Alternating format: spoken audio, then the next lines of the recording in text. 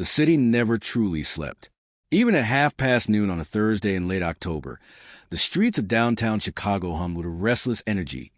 Taxicabs cutting lanes without warning, food truck vendors hollering over the rush of wind, pigeons scattering in panic bursts whenever a bus wheezed to a stop. It was the kind of day that felt alive in the worst way, the kind that pushed against you from every direction and dared you to keep walking. Jessica Monroe kept walking. She moved along the sidewalk with her head slightly bowed, not out of defeat, though the weight on her shoulders could have crushed a lesser woman, but out of habit. Years of trying not to take up too much space had carved that posture into her spine.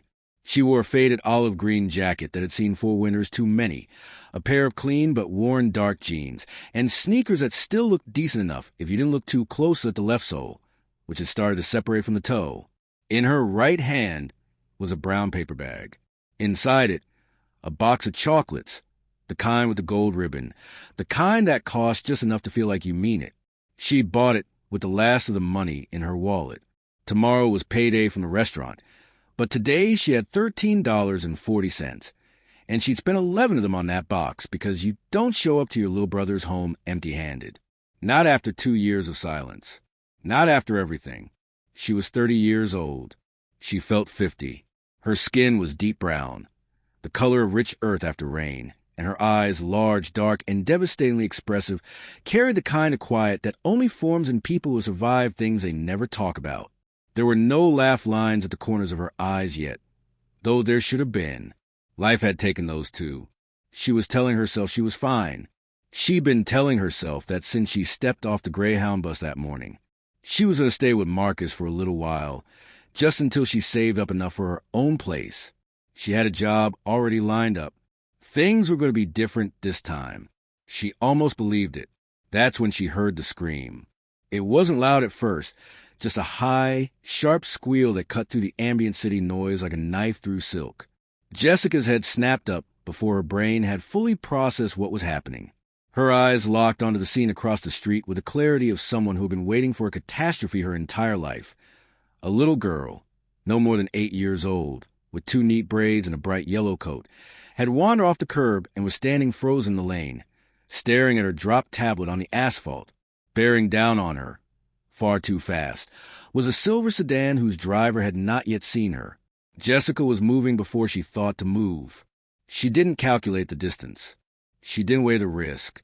She simply dropped the paper bag, stepped off the curb, and ran, and the city, for one breathless moment, seemed to hold its entire exhale.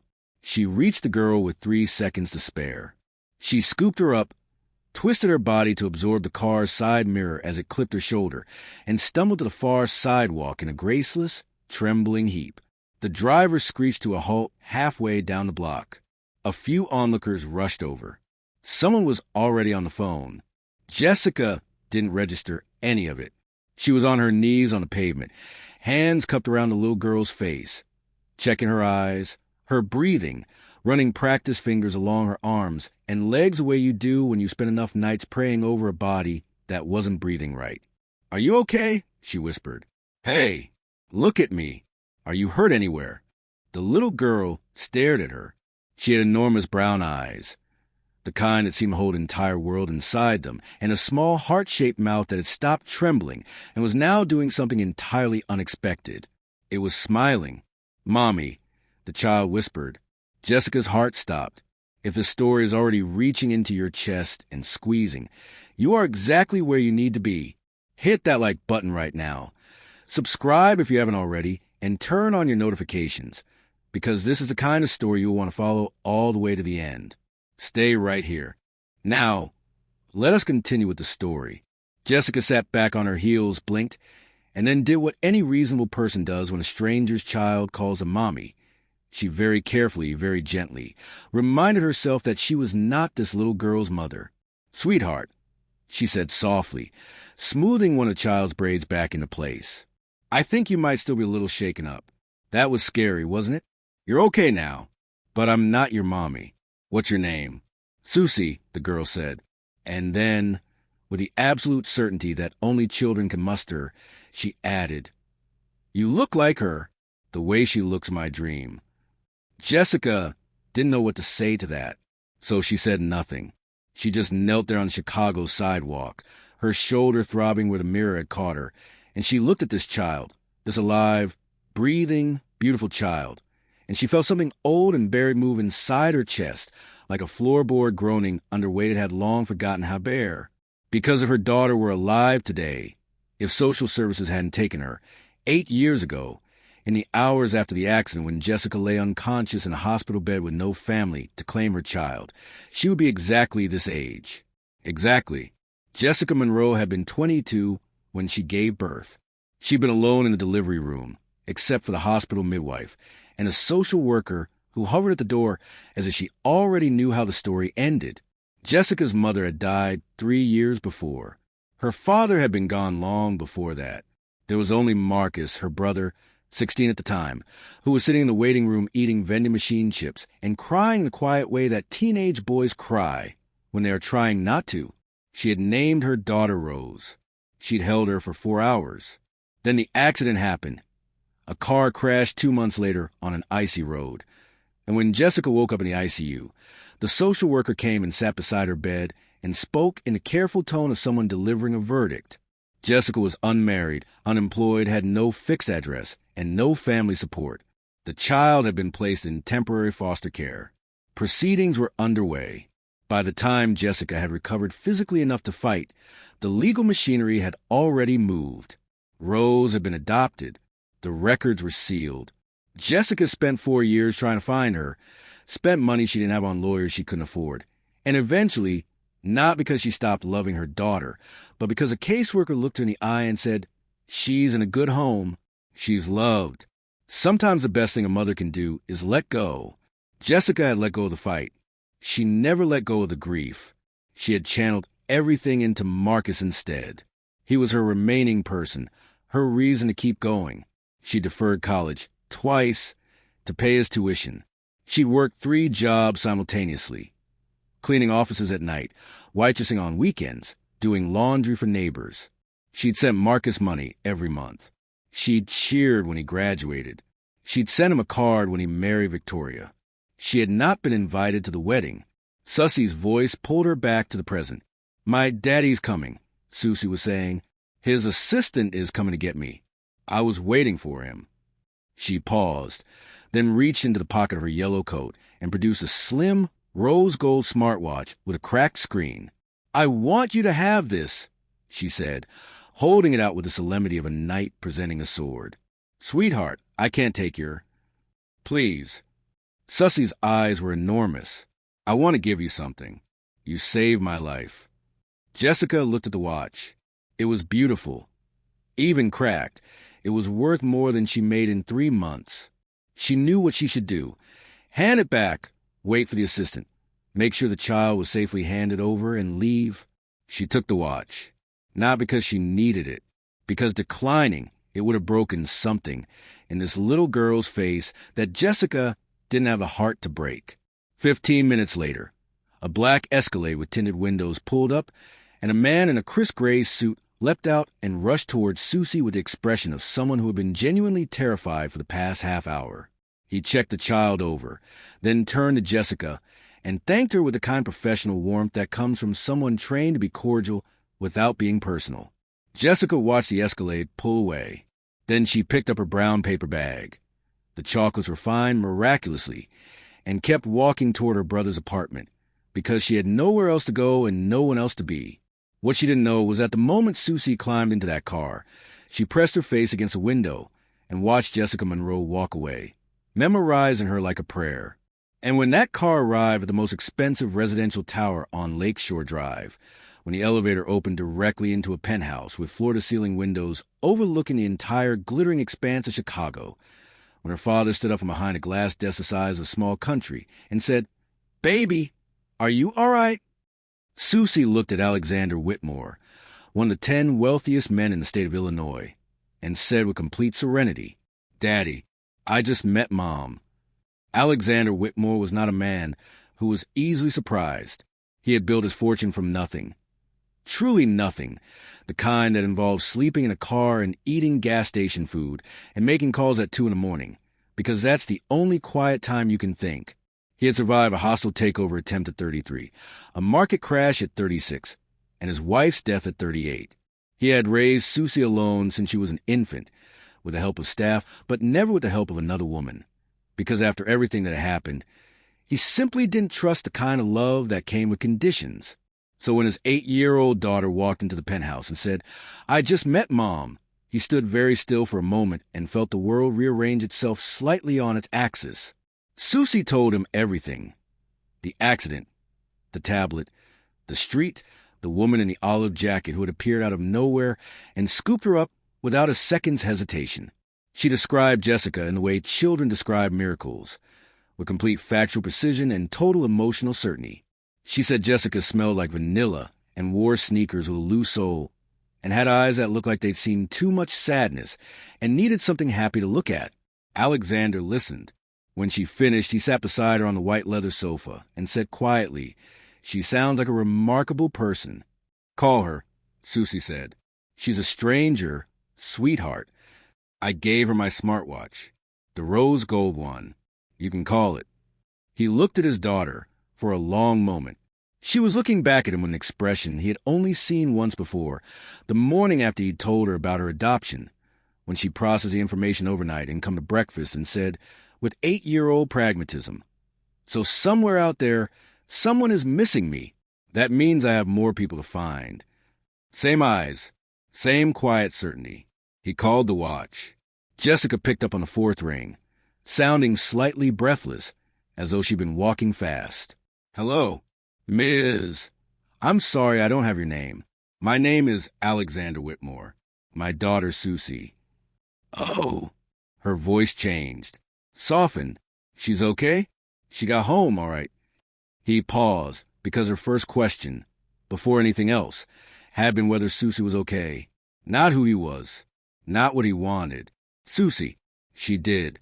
She's here. She's fine. Thanks entirely to you.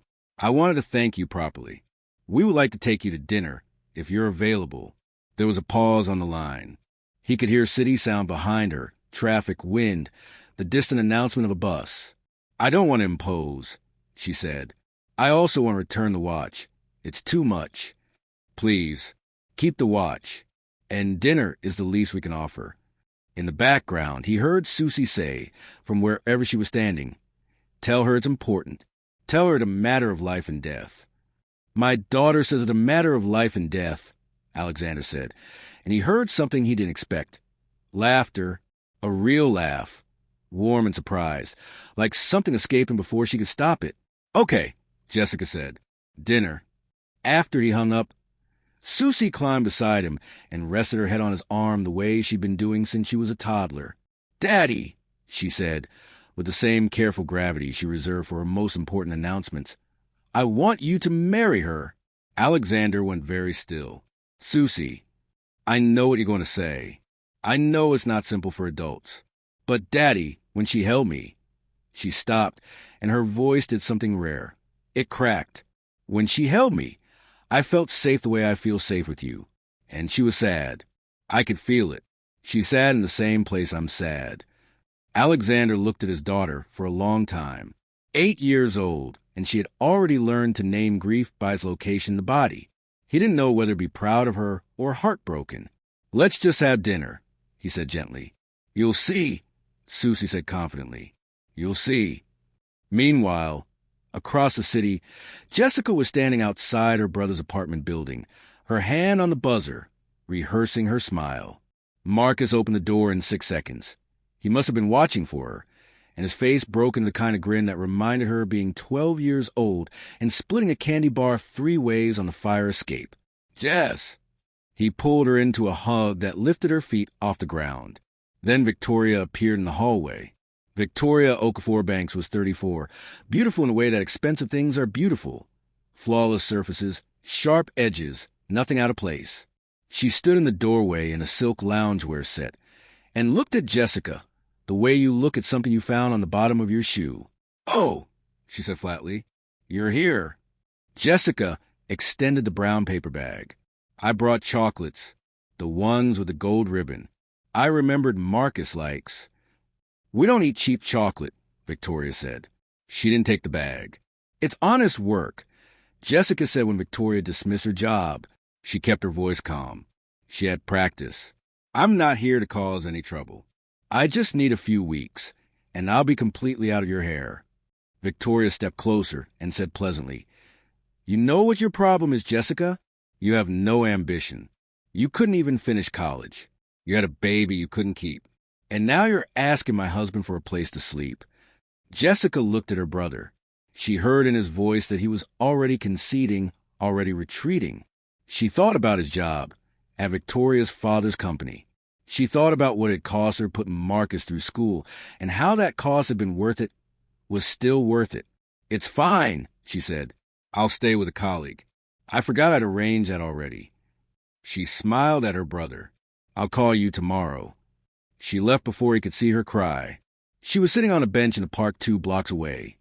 Paper bag beside her, phone in her lap, no colleague and no arrangement, and nowhere to go, when Alexander Whitmore's call came through on a rose gold watch, and everything changed.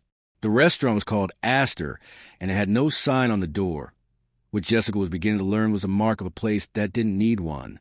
She'd changed in the gas station bathroom 3 blocks from the park. She had a spare blouse in her bag, a deep burgundy one that she kept for interviews and important occasions.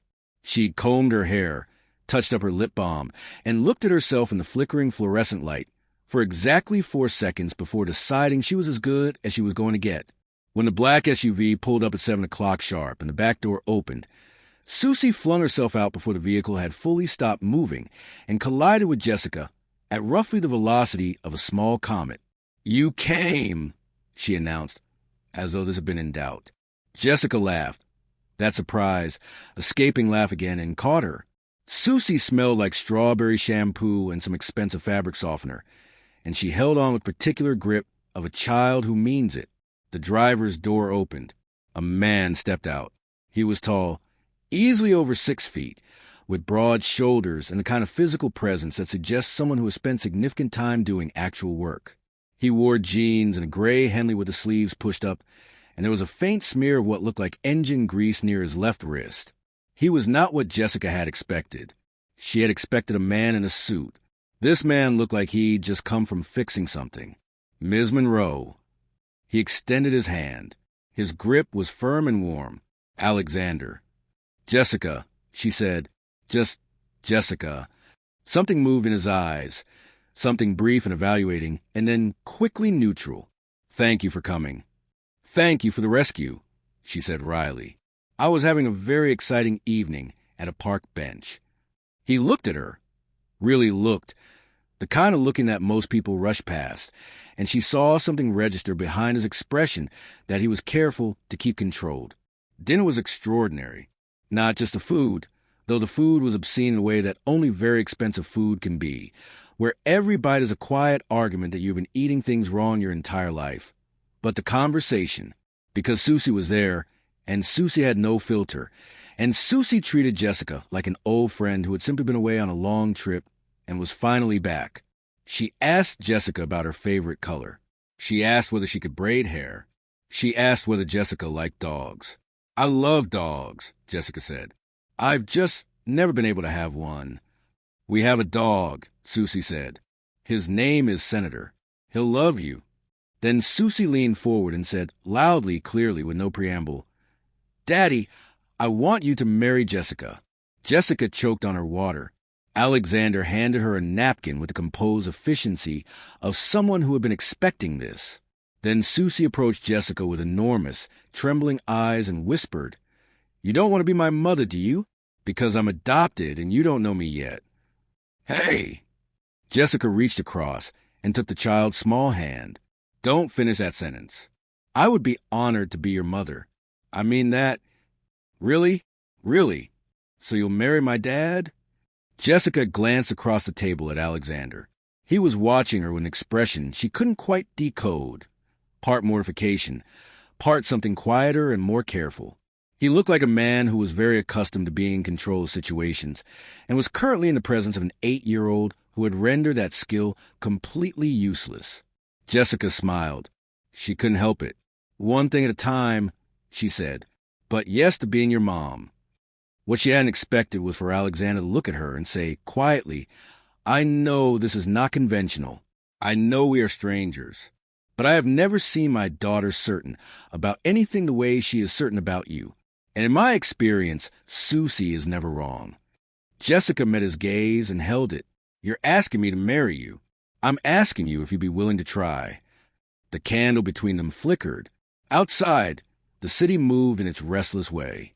And Jessica Monroe looked at this child who smelled like strawberry shampoo, and this man whose name she'd known for 4 hours, and said, "Okay, let's try." The marriage certificate came faster than she expected.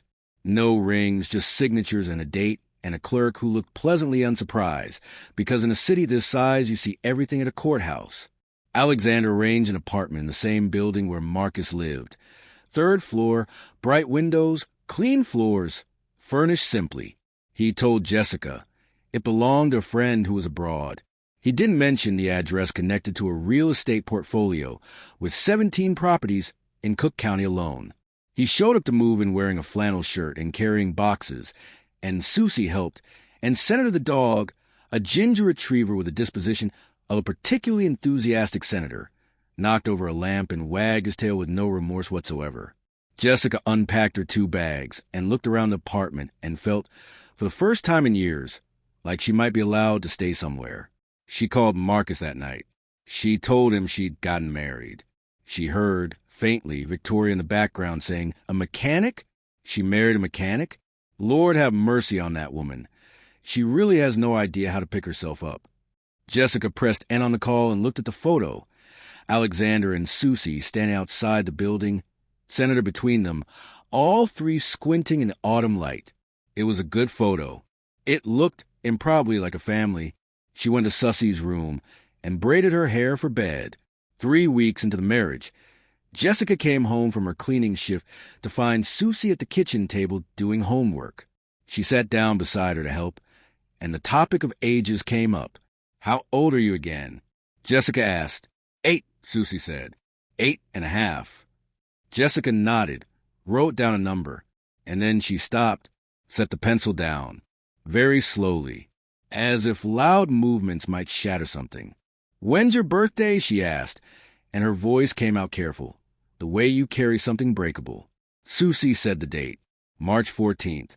Jessica had given birth on March 14th. She sat at that kitchen table for 10 full seconds without breathing, and then she stood up and said, "I'll be right back," and went to the bathroom and ran cold water over her wrists and looked at herself in the mirror and told herself it was a coincidence. The world was full of children born on March 14th. It proved nothing. But that night, after Susie was asleep, she sat in the living room and she told Alexander everything. The accident, the hospital, the social worker, the sealed adoption records, the 4 years of lawyers, the moment she let go. She told it like pulling stitches, methodically, without looking up. When she finished, the apartment was very quiet. "When was she born?" she asked again. "Do you know the hospital?" Alexander's expression had shifted to something she had never seen on him before, a controlled, careful tension, like a man who has just realized he is standing at the edge of something vast. "She was born in county," he said slowly. "The adoption records are sealed," Jessica said. "I know. Mine are too." They looked at each other across the coffee table, in the lamplight. "It's probably a coincidence," Jessica said. "Probably," Alexander said. Neither of them slept well that night.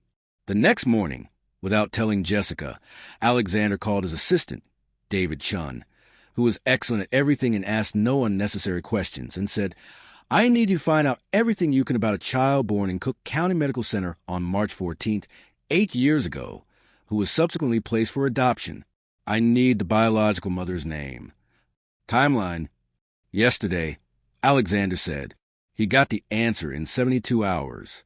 He did not tell Jessica immediately, because 72 hours had also given him enough time to understand that this information was going to rearrange the entire architecture of her life and his and Susie's, and he wanted to be absolutely certain it was right before he detonated it. He sat on it for 4 more days, for the most complicated days of his life, because every evening Jessica braided Susie's hair, and every morning Susie called her Mom. with the ease of someone who had always said it. And every time he watched them together, he felt the truth pressing against the inside of his chest like something that had been waiting a very long time to be let out. He told himself he would tell her when the moment was right. The moment was delayed by something neither of them anticipated. Victoria called Jessica and invited her to her mother's birthday party. Jessica knew it was not a kindness. She was not naive. But she went, partly because refusing would confirm everything Victoria believed about her, and partly because she had learned, over 30 years, that the only way to survive people like Victoria was to walk directly into the room they decided you didn't belong in. She wore a dress Alexander had bought her, a deep green silk thing, quietly beautiful, and the rose gold watch, fictional, gleaming on her wrist. She arrived alone. The party was at a sprawling event space in the Gold Coast neighborhood, and every woman there was wearing something that cost more than Jessica's monthly rent, and every one of them seemed to find her presence entertaining. Within 40 minutes, Jessica had been mistaken for a serving staff member by two separate guests, asked by Victoria's aunt what it felt like to clean other people's messes for a living, and handed an apron by the event coordinator, who said smoothly that Victoria had mentioned Jessica had offered to help the catering team. Jessica took the apron.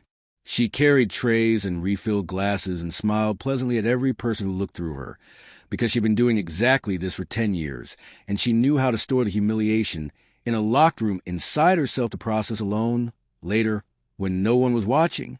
Then a man, barrel-chested, red-faced, the particular type of wealthy man who mistakes aggression for charisma, cornered her near the kitchen entrance. He put his hand on her arm. He said something about how she could make more money another way, with a smile that made her stomach turn. When she pulled away, he raised his voice and announced to the nearby guests that she had been inappropriately approaching him. The room turned. Several heads swiveled. Victoria appeared from across the space with the expression of someone who had been waiting for exactly this moment. Jessica stood very still in the center of it all, apron around her waist, tray in her hands, and felt the old familiar sensation of the room closing in, the sensation she'd felt at 22 in a hospital room, at 23 in a courthouse, at 28 when the last lawyer told her it was over, the sensation of being small in a world designed to keep her that way. And then her phone buzzed. A text from David. Mrs. Whitmore. There's a situation.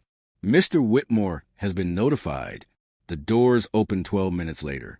When Alexander Whitmore walked into that event space, in his actual suit, the charcoal one that cost more than most people's cars, with a Whitmore Industries monogram on the cufflinks, the temperature in the room dropped by approximately 5 degrees. He was not loud about it. He didn't need to be. He walked directly to Jessica, took the tray from her hand with a gentleness that was somehow more devastating than any dramatic gesture could have been, and put his hand at the small of her back and turned to face the room. The barrel-chested man had gone very pale. Victoria looked as though she had been slapped. "My wife," Alexander said, quietly, simply, to no one in particular and everyone simultaneously, "is not available to carry your trays." The silence lasted approximately 4 seconds. Then he turned to Victoria's mother, who had gone rigid, and said, "Happy birthday. I'll have my team reach out to your family's business on Monday. There are some contracts we'll be revisiting." He walked Jessica out. In the car, Susie was in the back seat with Senator, and she said, "Did it go badly?" with zero surprise in her voice. "I told David to tell you," Susie said. "I heard Victoria planning it last week when you were at work. She and Marcus were on the phone." She paused. "I'm sorry, Jessica. I should have told you." Jessica reached back and took Sussie's hand. "Next time, tell me. We're a team." "Okay," Susie said. "Then Dad withdrew the contracts, right?" "Yes." "Good," said Susie, and went back to scratching Senator behind the ears. 3 days after the party, everything fell apart differently. It started with Susie collapsing. It was a Sunday morning, just after breakfast. She'd been complaining of fatigue for a day or two, which both Jessica and Alexander had attributed to excitement and irregular sleep, and they'd both been wrong. Susie dropped her glass of orange juice and her knees buckled, and she went down hard on the kitchen tile, and Jessica crossed the room in approximately a second and a half and was on the floor with her before Alexander had registered what had happened. The hospital was Mercy General. The pediatric hematology team worked quickly. The news was careful and devastating.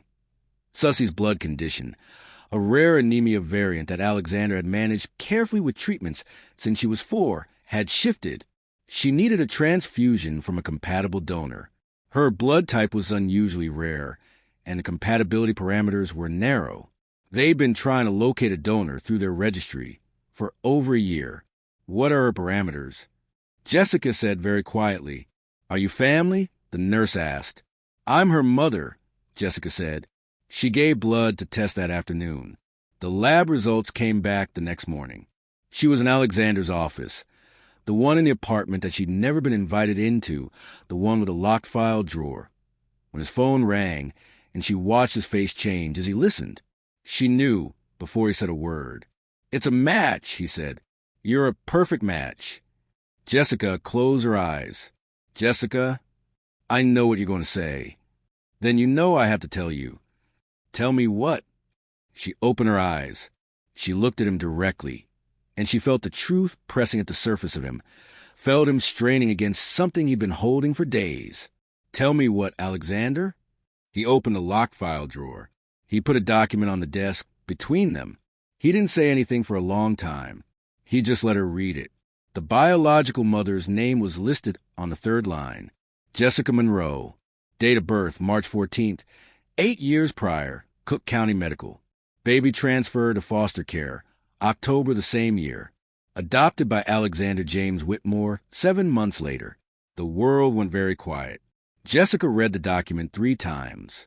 Then she stood up, very slowly, and she walked to Sussie's room. Susie, who was home from hospital on bed rest, propped against 3 pillows watching cartoons with Senator at her feet. And she stood in the doorway and looked at her daughter. Her daughter. Her Rose, who was Susie, who had been 8 miles away for 8 years, who had grown up loved and safe in ways Jessica had not been able to provide, and who had, on a Thursday afternoon in October, on a sidewalk in the middle of the city, looked at a stranger in a worn olive jacket and said, Mommy. Jessica pressed her hand over her mouth and stood in that doorway and tried not to make a sound, because she would not cry in front of this child, not until she understood what was happening. Not until she had decided how to hold this enormous, impossible thing without dropping it. Susie looked up from the TV. Mom, are you okay? Jessica couldn't speak. Susie climbed out of bed and crossed the room and took Jessica's hand. You look like you did on the sidewalk, Susie said, right after you saved me, when you were trying not to cry. It's okay to be sad about things, Susie continued. That's what Daddy always tells me. Jessica sank to her knees on the carpet, so she was eye level with this child, and she held her face very carefully in both hands and looked at her. Susie, she said, what did you mean on the sidewalk? When you called me? Mommy, Susie said simply, I know what I said. She looked at Jessica with those enormous dark eyes. I dreamed about you since I was small. My dad says it's because I missed someone I'd never met, and some part of me was looking. She paused. Did you miss someone too? Jessica's voice broke completely. Yes, she whispered. I missed you every single day. Alexander found them like that. Both on the carpet, Sussie's arms around Jessica's neck. Senator pressed against both of them, none of them speaking. He stood in the doorway for a moment that he would remember for the rest of his life. This woman who had been a stranger 6 weeks ago, kneeling on his daughter's carpet, holding her like something recovered from the bottom of the sea. And he felt something inside him that he hadn't felt since before his wife died, since before the business consumed everything, since before he'd learned that love was something you had to protect by keeping it small. He felt it go large again.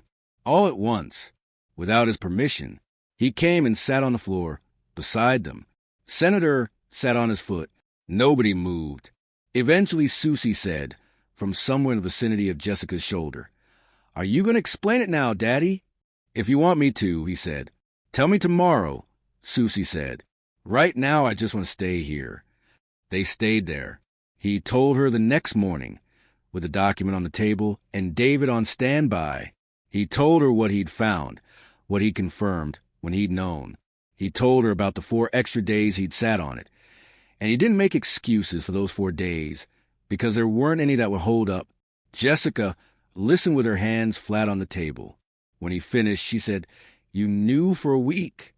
"I did." "Why didn't you tell me immediately?" He looked at her. "Because I was frightened. I was frightened that knowing would change everything. That the thing we were building—" He stopped. "I was frightened you'd look at me differently. That you would take her." "You were frightened I'd take her away," Jessica said. "I was frightened of a lot of things." Jessica looked at her hands on the table.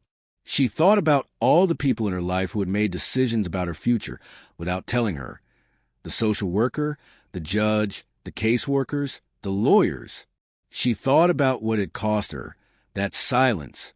Then she thought about Susie on the carpet, saying, "I miss someone I'd never met, and some part of me was looking." "I'm not going to take her away," she said quietly. "She's yours too. She's been yours for 8 years. That doesn't disappear." She looked up. "But Alexander," no more held information. "Not between us. We're supposed to be a team." "I know," he said. "You're right. I'm sorry." It was, she would think later, the most important conversation they'd had. Not because of what was revealed, but because of what they chose, in the aftermath of revelation, to do with it. The transfusion was scheduled for the following week. Jessica donated blood. Her daughter's blood. Her body finally doing for Susie what it hadn't been able to do 8 years ago. She sat in the donor chair and held very still, and thought about nothing in particular and everything all at once. Susie came through the procedure beautifully. Her color returned within 24 hours. The pediatric team was cautiously optimistic. Senator was not allowed in the hospital ward, but waited in the car for 6 hours with David and expressed his feelings about this through elaborate suffering. And in the quiet of the hospital waiting room, while Susie slept and monitors beeped, Alexander sat beside Jessica and said very simply, "I need to tell you the rest." She looked at him. "I'm not a mechanic," he said. Jessica looked at him for a very long moment. "I know," she said. He blinked. "You—" "The cufflinks," she said. "The building. The way the maitre d' at Astor treated you versus how he treated me. The Escalade with blacked-out windows. The fact that when you walked into Victoria's mother's party, a woman with 12 carats of diamonds on her wrist looked like she was going to faint." "How long?" he said. "About the 3rd day," she said. "Maybe the 2nd. And you said nothing?" "You said nothing," she pointed out. "I figured you had a reason. People who are lying about their wealth usually aren't doing it to take advantage of someone who has nothing. I gave you the benefit of the doubt." She tilted her head. "Though I will say, you're very committed to the bit. That flannel shirt was impressive." He laughed. For the first time in this whole ordeal, an unguarded, real laugh. One that made the tired lines around his eyes rearrange into something younger. "I wanted you to like me for something other than the money," he said. "I know," she said. "It worked." The revelation of Alexander Whitmore's identity spread through the social circle of Chicago's Gold Coast the way these things always spread. Immediately, mercilessly, and with elaborate embellishments. By the end of the week, Victoria knew. Her mother knew. The barrel-chested man who had harassed Jessica at the party had retained a lawyer, which turned out to be strategically unwise given that Alexander's legal team had a statement from 6 witnesses, 2 servers, and an event photographer who had captured the entire incident on camera. The matter was resolved swiftly, quietly, and entirely in Jessica's favor. Victoria called Marcus. Marcus called Jessica. "You knew," he said. "You knew he was—" "For a little while." "And you said nothing?" "He had his reasons." "So did I." Then Marcus's voice went small. "I should have stopped Victoria from throwing you out. I should have stood up. I didn't, and I'm sorry, Jess. I know what it cost you, everything you did for me. I know, and I didn't." "Marcus." Her voice went soft. "You're my brother. You're allowed to be imperfect. I forgave you approximately 5 minutes after it happened. What about Victoria?" he asked. "That's between you and her," Jessica said. "I can't fight that battle for you. But I think you already know what you need to decide." Alexander's response to Victoria's family's campaign was a kind of response that only becomes available to people who have spent 20 years building a chessboard that most people don't even know they're playing on. He didn't raise his voice. He didn't issue statements. He simply had his legal team inform Victoria's father that 3 of his company's operating contracts, held through a shell company that Victoria's father had apparently never thought to trace back, were being terminated effective immediately. Victoria's father called to negotiate. Alexander took the call, listened politely, and said, "I have one condition. You will call your daughter and explain to her that my wife is to be treated with complete respect going forward. If I hear otherwise, this conversation will go differently." There was a long silence. "Done," said Victoria's father. Victoria did not call to apologize, but she stopped, which Jessica decided was enough. It was Susie who insisted on the ceremony. "We have a certificate," Alexander said reasonably. "We're already married." "That's not a ceremony," Susie said. "That's paperwork. I want a party. A real one, with flowers and a dress and senator in a bow tie." "Dogs don't wear bow ties," Alexander said. "Senator does," said Susie. The ceremony was small. 20 people in the Whitmore penthouse on a Saturday in December, with floor-to-ceiling views of a city that had gone silver and white with early snow. Susie wore a dress the color of champagne and stood beside Jessica at the front of the room and handed her the single white orchid she'd chosen because, she explained, roses were too expected, which was the kind of thing she said sometimes it reminded you she was essentially 45 years old in an 8-year-old's body. Jessica wore green silk, the color of deep forest, the color of things that grow. Alexander wore the charcoal suit with the cufflinks, and when she walked toward him, he looked at her the way you look at something you thought you'd lost and cannot quite believe is actually in front of you, and she looked at him the way you look at someone who genuinely surprised you, in the way that only people who refuse to be what you expected them to be can surprise you, and something between them settled quietly like snow. He slid a ring onto her finger. Plain gold. Warm metal. No stones. She'd asked for that specifically. Things that were real. Things you could feel. Marcus was there. He'd come alone. He stood at the back with slightly red eyes and watched his sister, and did not say anything for once, which might have been his finest quality. The officiant said, "You may." "I know," Alexander said, and kissed her, and Susie made the sound that children make when they are simultaneously embarrassed and delighted, and Senator barked once in the kitchen, where he was being held against his will, after the guests had left and Susie had fallen asleep on the sofa in her champagne dress. Alexander and Jessica stood at the window, looking out at the city. "There's one more thing," he said. She looked at him. "I had David look into something else," he said. "Your college, the degree you deferred. There's a program, business administration, evening and weekend cohort, 3 years. I spoke to the admissions director about your transcript from your first semester. It's still on file." He paused. "I didn't enroll you.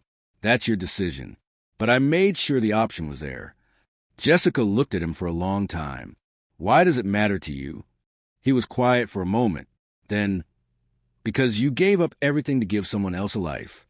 And then life took the one thing you got in return. And I think it's time someone gave something back." Jessica turned back the window. The city below was strung with lights. Gold and white, Christmas adjacent. The kind that turns distance into something bearable. She thought about what it means to start over. Not from scratch, but from somewhere accumulated. Somewhere that carries the weight of everything that came before and holds it differently. She thought about Susie, asleep with her shoes still on. She thought about Rose, whom she'd held for 4 hours and spent 8 years looking for and found on a Thursday sidewalk in Chicago by running into traffic, without thinking twice. She thought about what it means to be found. "Tell me about the program," she said. And Alexander told her. 6 months later, on a Saturday morning in early spring, Jessica Monroe Whitmore sat at the kitchen table with her business administration textbook open, Senator at her feet, a cup of coffee at her elbow, and Susie across from her doing fractions. They worked in silence for a while. Outside, the lake had turned that extraordinary blue it only turns when the weather remembers what it's supposed to be, and the light came through the windows at an angle that made everything look like it was being presented for the first time. "Mom," Susie said, "MM. What's 40% of 240? What do you think it is?" Susie calculated. 96. Try it again. Susie calculated again. Made a face. 96. That's what I said. Then why did you tell me try again? Because you didn't trust yourself the first time, Jessica said. I wanted you to. Susie considered this. That's very wise, she said, in the way she said things that were meant to be funny but were also entirely sincere. Marcus came by that afternoon. He came alone. He'd been coming alone more often lately. He brought coffee and a box of chocolates, the same kind, with a gold ribbon, and set them on the table without making anything of it. Jessica picked up the box and felt something close to tenderness that had nothing to do with forgiving and everything to do with how long she'd known him and how much of both their lives had been spent in the trying. How's the program? He asked. Hard, she said. Good. You're going to finish it this time, he said. Not as a question. I'm going to finish it, she agreed. He stayed for dinner. Alexander came home and shook Marcus's hand with the easy directness of a man who had no complicated feelings about his wife's brother and was simply glad she had won. Susie told Marcus about Senator's new trick. They ate at the big table by the window with the lake view, and it was loud and overlapping and imperfect in all the ways that meals are when the people eating them are actually comfortable. Later, after Marcus left and Susie was in bed and Senator had been deployed to his designated sleeping location, which was technically not Sussie's bed, but everyone had given up pretending, Jessica and Alexander sat on the balcony. It was a kind of night that felt like a held breath. Cool and clear, the city below them warm with light, the lake an invisible dark presence at the edge of everything. Can I ask you something? Jessica said. You can ask me anything, he said. And she believed him. When you adopted her, she said, what did you feel the first moment you held her? He thought about it. He didn't rush to answer. Like I'd been given something I hadn't earned yet, he said. And I spent 8 years trying to deserve it. Jessica looked at the lake. She found me, she said, even when she had no way to. She found me anyway. She's stubborn, Alexander said. Gets it from somewhere. Jessica smiled. She found me before you did. She's always been smarter than me, he said. I've made my peace with it. There's a theory that love is not one thing, but several things arriving in sequence, that it begins with recognition, deepens through shared difficulty, and becomes permanent in the moment someone chooses to stay when leaving was available and easier. By this measure, what Jessica Monroe Whitmore had found in the span of 6 months was love in all its forms, stacked on top of each other like geological layers. The sudden, bone-deep recognition of a child who smelled like strawberry shampoo. The strange, uncertain tenderness of a man who wore engine grease on his wrist to a dinner that cost more than her monthly rent. The long, aching grief of 8 lost years resolved not by turning back time, but by simply, impossibly miraculously arriving here. She had not fixed the years she lost. She had not gotten them back. But she had this, a kitchen table and morning light, and a child who asked about percentages and trusted herself the second time around. She had this, a ring on her finger, plain gold, warm metal, real. She had this. Her name on a university application, and her name in the credits of a story she'd been writing her whole life without knowing the genre. She had this, a city that had taken everything from her in one Thursday afternoon on a crowded sidewalk, given it back. And Susie, 8 years old, stubborn, enormous-eyed, infallibly correct, had known it before any of them. She had looked at a stranger in an olive jacket and said, Mommy. And she had been right. Some children are born knowing something the world spends years trying to make us forget. That love, when it's real, always finds its way home. Even when home is a sidewalk. Even when home is a stranger. Even when home took 8 years to arrive. It comes. It always comes. If this story moved you, if you felt something shift in your chest, if your eyes did the thing eyes do when a story reaches somewhere unexpected, then this channel is exactly where you belong. Hit that like button. It takes 1 second, and it means the world to us. Subscribe so you never miss a story like this one. Share it with someone who needs to believe that the things we lose have a way of finding us again. Every single week, we bring you stories that remind you what it means to be human. Stories about love arriving in the wrong season. About children who are wiser than the adults around them. About the moment a stranger becomes family. and you realize they were always supposed to be.